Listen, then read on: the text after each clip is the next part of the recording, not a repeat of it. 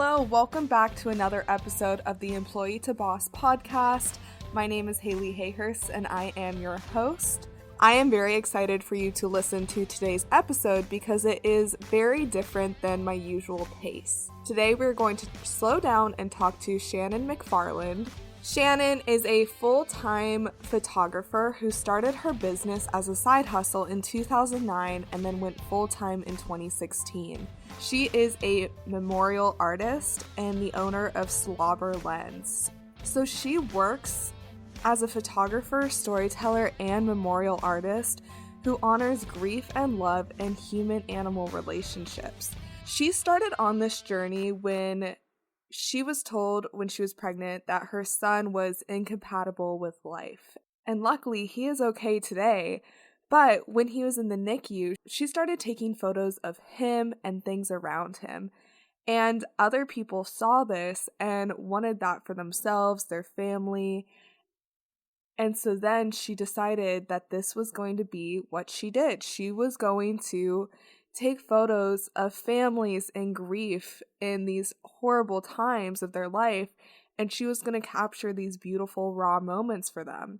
She has since pivoted more into human-animal relationships, which we talk a lot about, how she decided to pivot. But she's just so amazing. We connected on Facebook. She lives in the state of Washington as well. And we're going to have to meet up for coffee sometime soon because I just love her energy and I cannot wait for you to listen. So let's get right into this episode with Shannon MacFarlane. I'm so glad to meet you. It's neat when you meet people online and you just know that, oh, I'm going to really get along with this person. Yeah. I like that feeling a lot. And I have had that with you. So Aww. Yay for that. Oh, gosh. My career story is just so odd because it's not conventional at all. But currently I am a photographer and an artist. And I started my photography business in 2009. So I've been at it for a while, although at the time it was a side thing. It was more of I had a business license and I was paying taxes, but I had a full-time job that paid me well. And that's what I considered my profession to be. I was a person who responded to disasters and emergencies for the state of Washington. So a lot of wildfires and earthquakes and floods and really pleasant things like that. It turned out that type of work was really hard on my nervous system because there's a lot of, you're always waiting for the absolute worst thing to happen, for one, and that's just mentally hard. But the other is that there's the actual waiting, the being on call all the time, never knowing when you're going to have to go in to the emergency operations center at 2:00 in the morning because something really big has just happened and you've got to be there. There are 9 million people in the state of Washington that are counting on you to make sure that things get to the right places when they need to be there. And there was a particularly busy year. I had just had my son, so I had the stress of pregnancy and being a new parent, and then I was working this job, and we had a big year with wildfires that year, and that was the year of the 520 landslide that was in 2014. So it was a lot of extra work, and I got really, really sick. And my doctor told me one day, she said, this career that you've chosen for yourself is not compatible with your health. So you're going to have to figure out what choice you want to make. Do you want to stay here and continue to work and continue to be really sick? Sick as in, like, there were days that I couldn't get out of bed. I had this horrible joint pain and extreme exhaustion and fatigue and fevers and headaches and just a lot of stuff that it wasn't conventionally diagnosable. That was a hard time because, like a lot of people, a big part of my identity was my job. Right. And I had a master's degree in the field, and I was establishing myself, and things were going so well. And it just seemed like a total waste to walk away from all of that because my nervous system was having a hard time. So it took me about a year and a half of trying to limp through a Oh my solution gosh. to realize, you know what? She's right.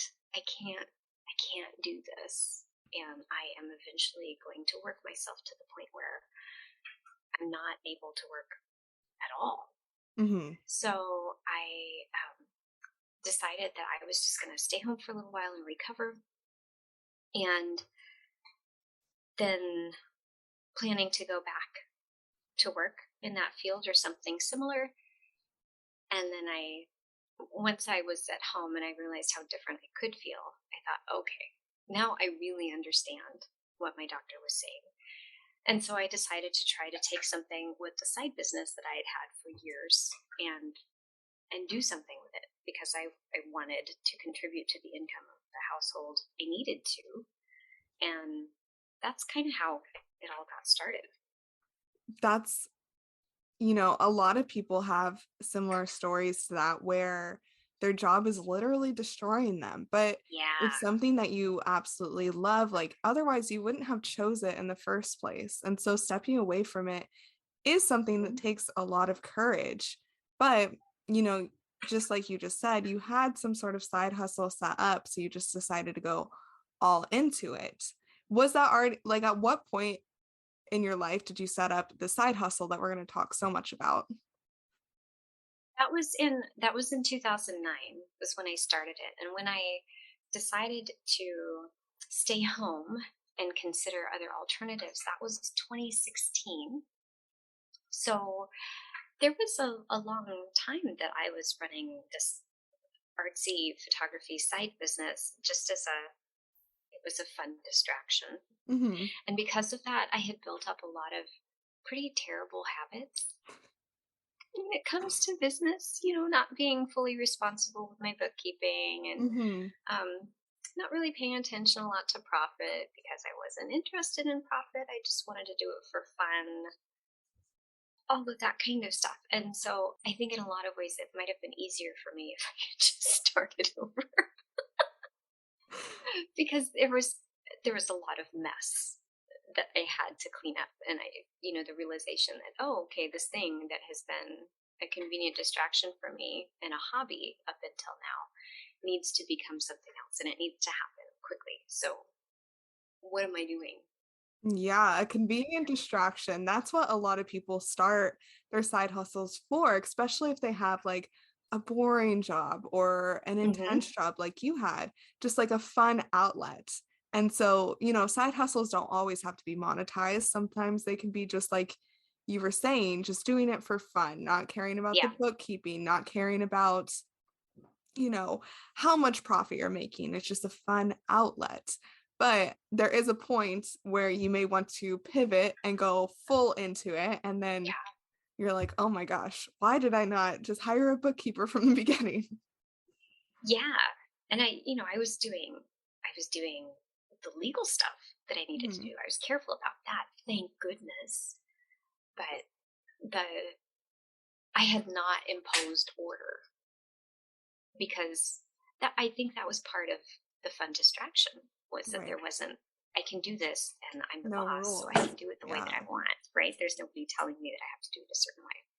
definitely. Yeah. So, okay, tell us about your side hustle because I'm so excited for you to give all of the details. Well, what was your side hustle and now is your full-time business?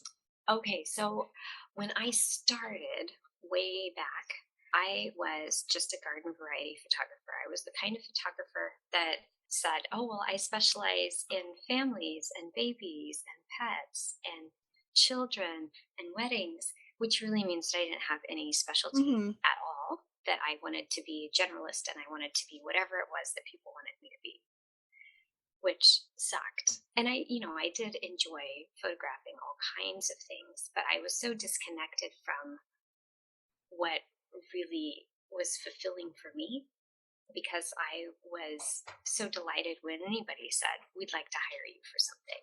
I was just tickled. right? Which is how it works in the early stages. So there was around the time that my son was born, which was 2013. And after that, we had a really difficult pregnancy with him. When I was still pregnant with him, about halfway through, there were a few doctors that said he has an incompatible with life diagnosis, Mm-hmm. meaning that they fully intended him to die in utero, or that they expected that he would die within his first year of life. So they didn't expect him to be born alive. And we're trying to get us to prepare for all of this. And there was a lot of personal growth that happened during that time, because that's what hard things do in most cases. And one of the things that I leaned on during that time when we were in the hospital and for all of the hard days is that I would pull out my camera and I would just look for a way to see things differently. And when he was in the neonatal intensive care unit, the NICU, I had my camera there with me and I would photograph him, but I would photograph a lot of the stuff that was around us. I would photograph the equipment. I would photograph some of the gifts that people had brought in for us that were sitting on the windowsill, or little things like that. And other people were watching this and asked, could you come and would you mind coming to photograph my daughter or my twins? And that's how my shift started, that I started to feel connected with this need to be present for people that feel like they are isolated and that they're having a really hard time. And there's so many feelings that they have and they can't quite sort through them all, but it just feels like nobody else understands them. And the people that they've leaned on for so long, their family and their close friends, are now looking for ways to not interact with them because it's hard and it's uncomfortable. And I thought, I don't want to be the photographer that is with people that are freshly styled and wearing clothes that they're not going to wear again, standing in this massive field that they don't ever go to for any other reason. That all feels so trite to me now. And what I want to do is show families that I see them and that their stories matter, and that whatever it is that they're experiencing, whether it feels great or it doesn't, is important, and it's a part of their history as a family that is worth revisiting, if nothing else for the need to process it. Because we process things when we tell stories, and when we look at photographs, we tend to be a part of the story, even if we aren't talking to each other with words. So that's when I started moving things around, and I decided, I'm going to photograph. I'm going to photograph sick kids. I'm going to photograph people in hospice. I'm going to photograph funerals. And I did all of that, and I'm still doing all of that. What I've done, though, for the most part, is also shift that back toward families that include animals, because a lot of the work with humans is emotionally devastating. Right. And because I know that when I work with families that are caring for dogs or cats or horses or turtles or whatever, that it's an easier way to start the conversations about what life really means to them. And, some of that heavier stuff that they may not realize that they haven't thought about. But then this dog comes in and they've been together for 16 years. And, through all of the ugly college years and the mid-20s where things were so confusing, and now they're married and they have kids, or whatever it is that they're deciding on, and they're realizing this part of my life is coming to an end, and I need to figure out how to ground myself. And also just being witness to their enormous grief around this animal that is dying, when other people are going to tell them, well, that's just a dog. You can adopt another dog in 6 months when you're ready, or it's time for you to move on. I'm tired of you being so sad. Stuff like that. All of those things that don't help anyone, but people just seem No, to no, they say. really don't. And it's just an assertion of you need to conform to what is more comfortable for me to share my life with you. Mhm. And gosh, that just feels really terrible to hear from somebody that you love and trust. So as a photographer, that's what I'm going for. I want to witness people in the most compassionate, empathetic way and give them something that shows them the things that they might not see in themselves, because most people don't really enjoy being photographed, and I don't always photograph the humans, but even when I don't, they still wind up showing up in the photo somehow, because you can see how the animal is so relaxed, and you just know that this is someone who feels really loved and cared Yeah. for. And for the person to see that, and for me to say, this is what I noticed when I was with you, it makes a teeny tiny bit of difference. Yeah. Yeah. So when you go into these photo shoots with families that are just not in the best place that they've been in their life, there has to be a way that you separate your own emotions from the business and, don't go in there with like such an open heart, right? Or maybe that is what you do. I would love to hear about the strategies that you go through to get yourself ready to go into one of these photo shoots when you know it's going to be very emotionally draining. Yeah, um, that is an interesting question. When I was doing more work in hospitals with kids, um, it was very natural for me to relate to a lot of the stuff that the parents were experiencing, because for all intents and purposes, I have a sick kid. He's medically exceptional. Sometimes we're at the hospital for a couple weeks at a time. It happens. So seeing other humans with circumstances similar to mine suffering the way that they were, I could not help but feel a lot of stuff. And so I'm typically hanging back on the walls of the room and trying to be as invisible as I can, and also just sniffling once in a while and Mhm. occasionally wiping away tears. And I cry a lot. I cry a lot when I work. I cry a lot when I get home. I cry a lot on the way from where I've been to the way home. Um, and I remember there were a couple of nurses specifically that were really hard on me, and they chided me and they said, "No, you're not cut out for this work. You don't belong here. You don't need to be here." Because the families need to see people around them who are strong. Mhm. They need us to be strong for them. And they are uncomfortable when other people are crying, because we need to make space for what they're feeling and not what we're feeling. And I thought about that, and I felt a lot of shame around it. And then I realized, this is how I work.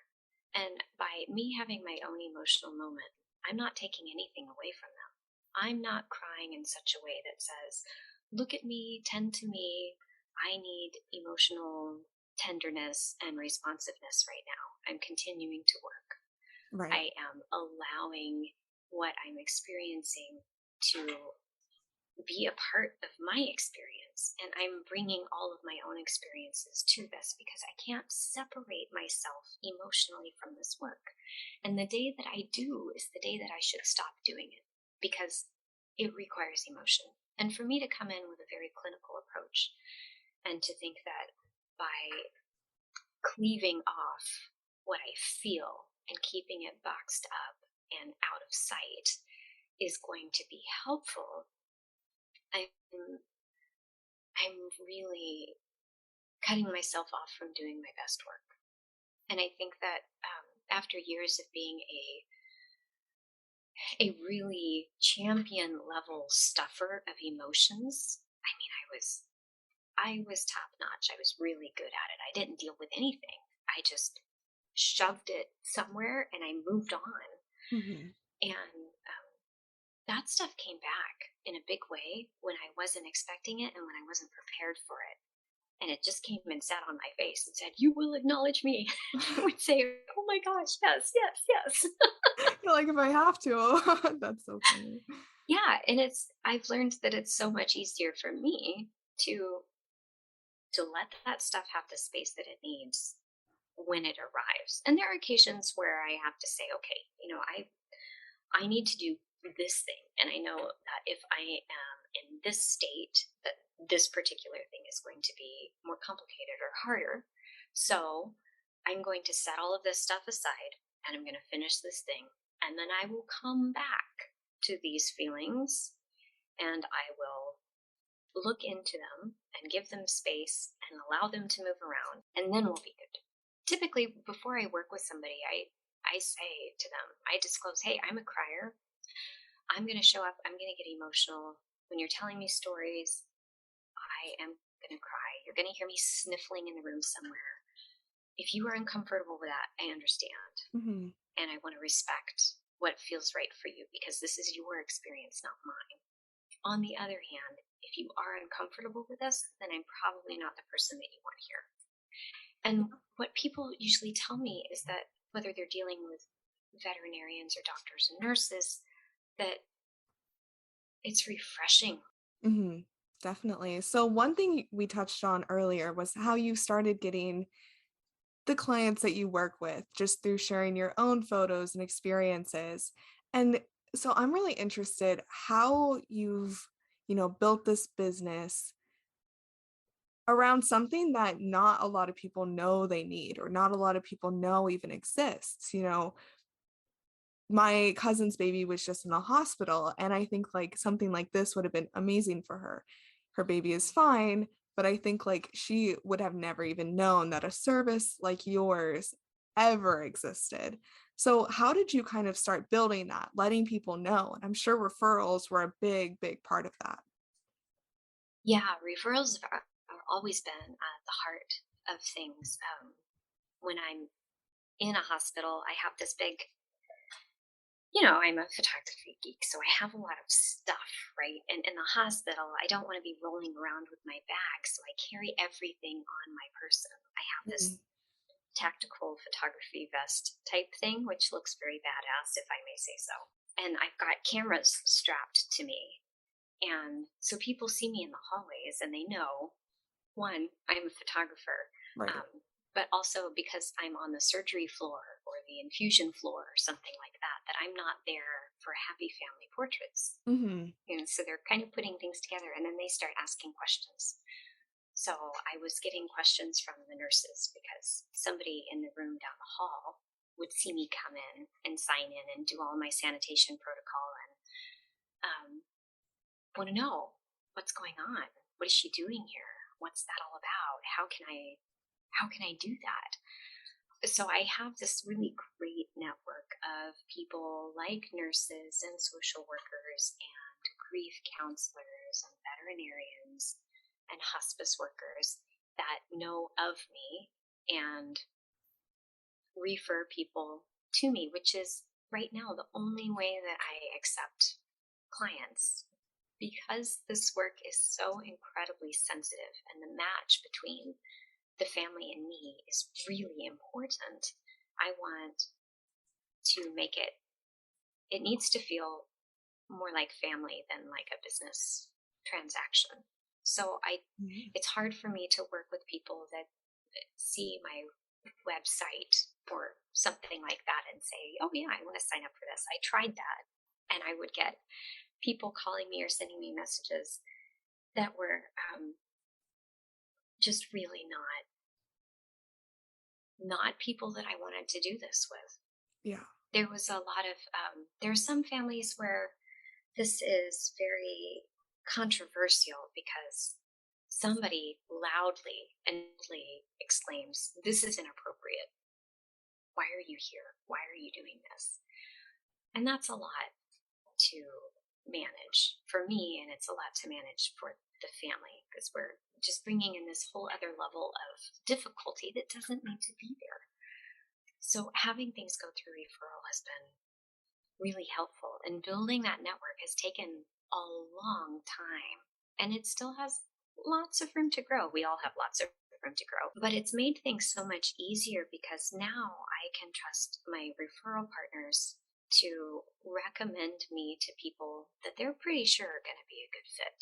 Mm-hmm. And then that's less of a screening thing for me, because I know, hey, this person that I already trust and have worked with before thinks that I'm a good match for this family. And then we meet up, and sure enough, that's the case.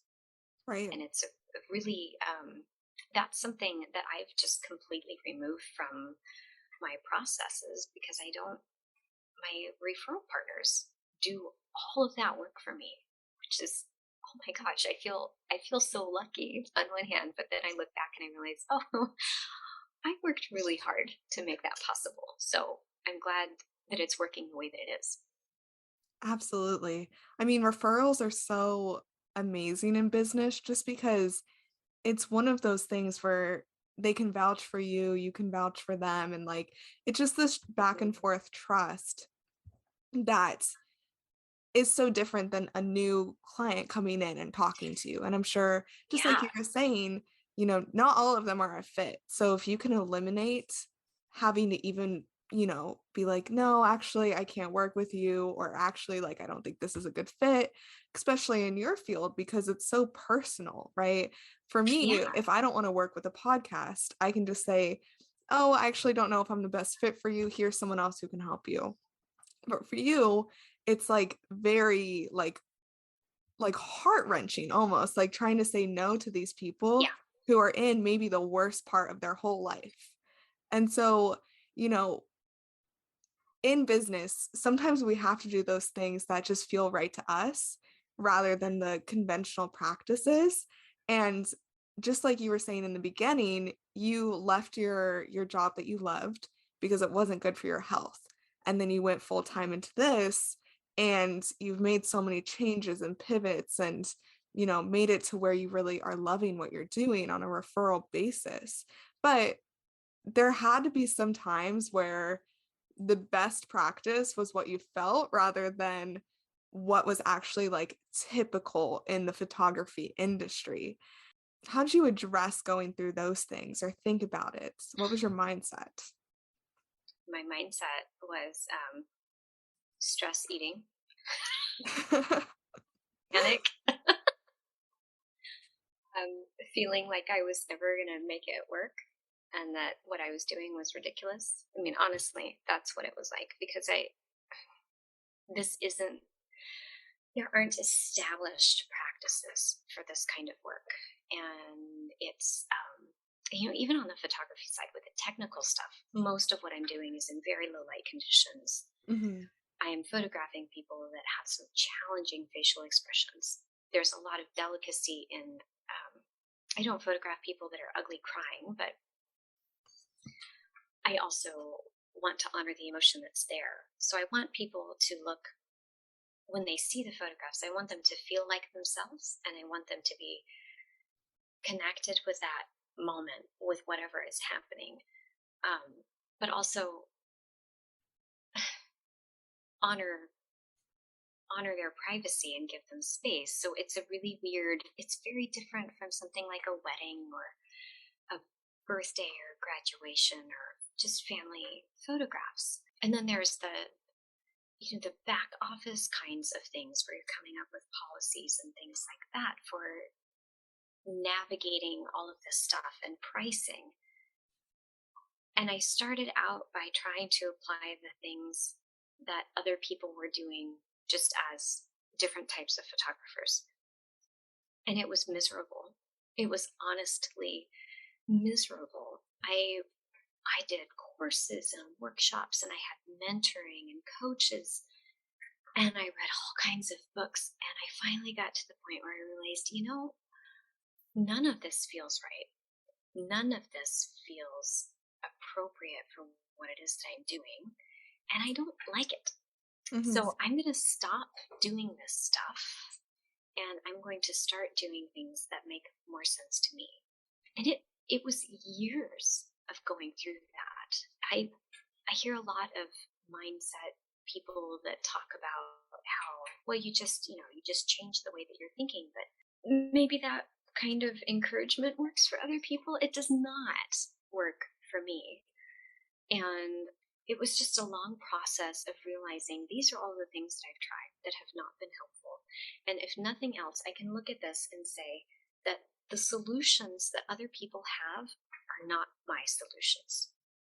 There is nothing that anybody else is doing that I can take and apply without making huge adaptations to it for my own business. So I'm still open to learning from people, from looking at best practices.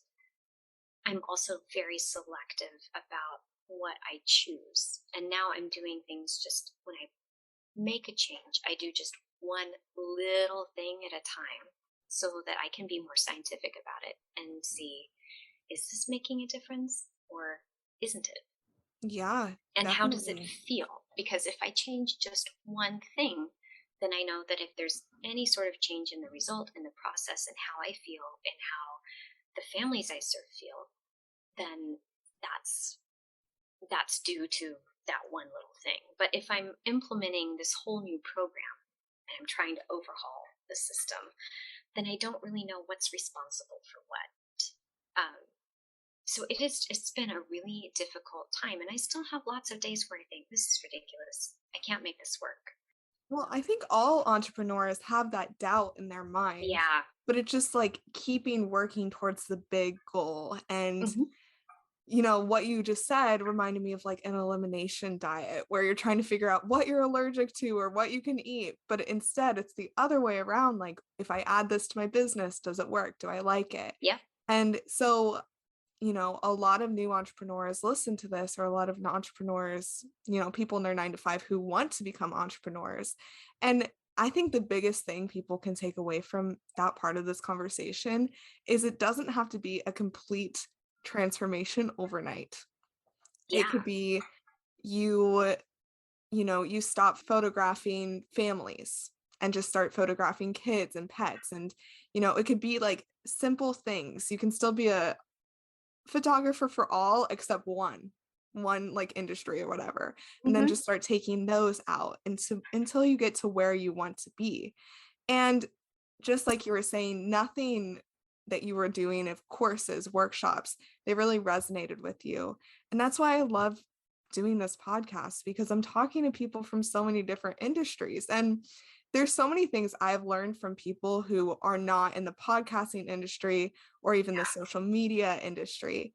I've learned stuff from fitness instructors, the way that they run their businesses, or, all of these different, the word is called info sponging. And that's really why I started this podcast, because, McDonald's got their idea of a drive-through from a bank. And Mm-hmm. just like random things like that, we can learn so much from different industries. And so I Yeah. totally get what you mean, where if you were looking at other photographers, of course, you were not fully resonating because you're not just like other photographers. You had to look outside of your industry to see what they were doing before you can really nail down one thing to do. When I see people selling things online where they're saying, this is the solution, I guarantee your success if you implement these 14 steps in 90 days. And I get that there's a market for that, and there are people that need that sort of specific starting point so that they can start to learn what their personal style is and what feels right for them.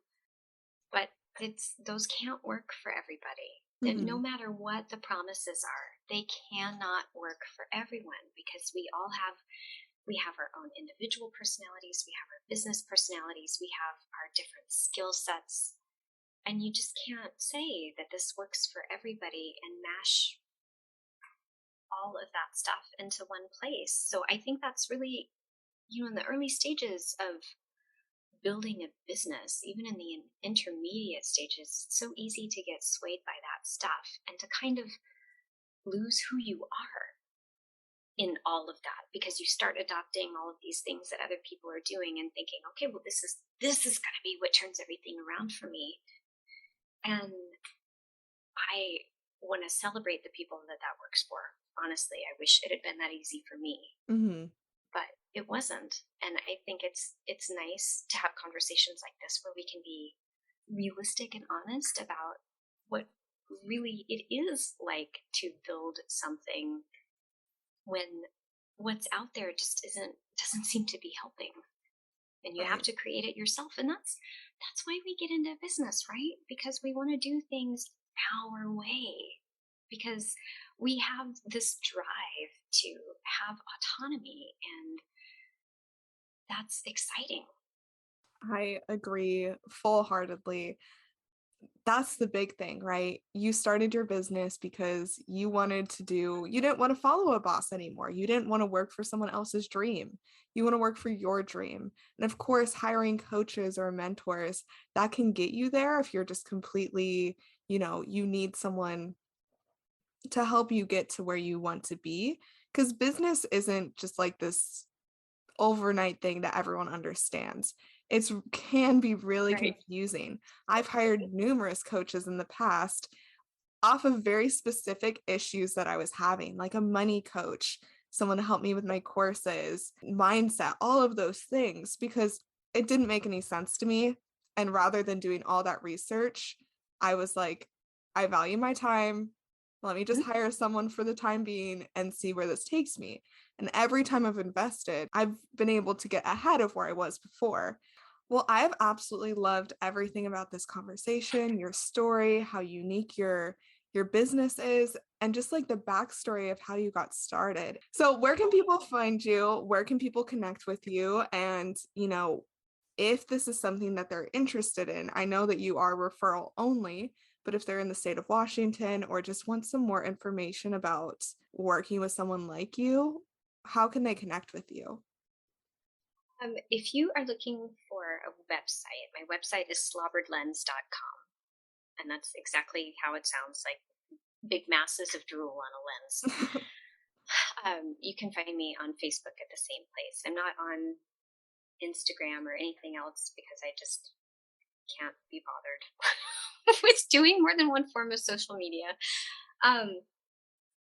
And my email address is in both places, so you can find me that way as well. And if you're looking for services for yourself, you are welcome to send me a message somehow through email or Facebook, and I will help you get what you need. Awesome. So I love to end every single episode with you sharing 3 actionable tips for the audience to start with today. The first one that I have is about making lists of people. So I know that as a business owner, or just as a human, I'm going to have days where things feel really hard and I need to talk about stuff with someone. And I want to talk about things with someone so that I feel heard and seen and validated. I have days where I'm trying to figure out how to do something and I'm wrestling with a big problem. And I want to talk to somebody to kind of talk through the steps and get someone else's perspective on things and figure it out. And those are 2 really different kinds of people that are good at those conversations. So I keep lists of people that are on these different teams, right? The engineers and the cheerleaders. And I also have a list of a no list. Because what's happened is that I have mistakenly gone to the wrong kind of person in my life for hoping for a particular kind of conversation that person is not skilled at having. I know that there are people in my life who are brilliant strategists. They are engineers. They want to take things apart and put them back together.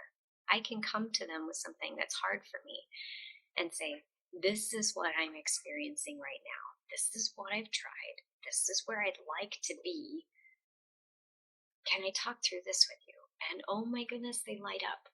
They get so excited. Yes, let's get to the solution, right? I don't want to go to that person when I'm having a hard day. And I just want someone to say, yeah, I'm looking around at what you're seeing, and this does, in fact, suck. And I'm sorry. Because on those days, I don't want someone to rush me to a solution. I want someone to just empathize. Absolutely. So I know that when I keep these lists, that I have them in front of me, and when I feel moved to talk to somebody about a particular thing, I go to the list because I want to make sure that I'm going to the right type of person for the thing that I'm hoping to get from the conversation. If I go to a person that is not skilled in the way that I need that skill, it's going to be a lot harder for me, and I'm going to make the situation worse for myself. But I also keep a list of, it's a no list. Those are the people that I know, as much as I love them and enjoy having them in my life, I can't talk to them about business stuff. I just can't, because they're going to tell me, well, you never should have done this in the first place, or when are you going to get a real job, or I can't believe you have a master's degree that you're not using. Thanks, that's super exactly helpful. What you needed, right? Yeah. So I have that no list, and these are people that are, like I said, they're very, very dear to me, and I honor them in lots of other ways in my life, but I know that I can't give them that space because it's going to make things worse for me. That's a great tip. Those lists really help me. Another thing that I find is helpful for me is that as I've been going through all of the business stuff and the coaching, and there's the general advice, guidance that you need to have your elevator pitch, and that your elevator pitch basically goes, I'm so-and-so, and I help this kind of person in this type of situation do this type of thing and feel this way. And I tried that, and it felt so slimy. It just felt wrong. It didn't matter how I worded it. It felt wrong. So I changed the way that I thought about it. And I thought, okay, well, when I'm saying this, I'm making it about me, what I do. Yeah. And what I really want to do is center this on the person who's looking for someone like me. And that changed a lot about how open I am to talking to people, because I don't feel like I'm trying to sell myself now and how great I am or what I can do. I am focused on how the other person is feeling and what the other person is experiencing. So I will say things like, people who have kids that are in the hospital with organ transplant they're looking to find me, or people that are doing hospice care for their dogs, they come and find me, and these are the things that I do with them. So I don't ever say that I'm helping people with something, because I don't really think that I'm helping people with something. I'm giving them something, and then I'm mostly giving them space to be themselves and to process stuff on their own timeline, because they can come back to the photographs and revisit things as often as they need to. Mm-hmm. So that for me has really helped. Another example of how the convention isn't always the thing that fits. Right. Yeah. You were in charge of making it feel right for you. Okay. Those tips are so amazing. Thank you for sharing those. You're welcome. Awesome. So thank you so much for being on the show today. This has been such a beautiful conversation. I am so excited for people to listen to this, just because there's so much they can learn from this conversation, opening their hearts and doing what feels right to them, and, starting a business, even when it's not even like a typical business yet, being the first in the field. So thank you so much for sharing everything. And we have to catch up sometime in person, since we live so close to each other. We're going to have to get coffee one day. I know, it's so cool to live close to somebody in this space. That's very exciting. Yes, it really is. Awesome. Well, thank you so much for joining me today. Thank you for having me. I appreciate it. Thank you for listening to the Employee to Boss podcast. If you made it to the end of this episode, I hope that you implement the actionable steps from this week's experts so you can get started with your business today. Please rate, review, and subscribe to the Employee to Boss podcast on Apple Podcasts, Spotify, YouTube, or wherever you listen to your podcasts. It helps more than you could ever imagine. Remember, a little progress each day leads to big results. We come out with a new episode every Tuesday. To access our show notes, transcripts, and courses, please check out espressopodcastproduction.com.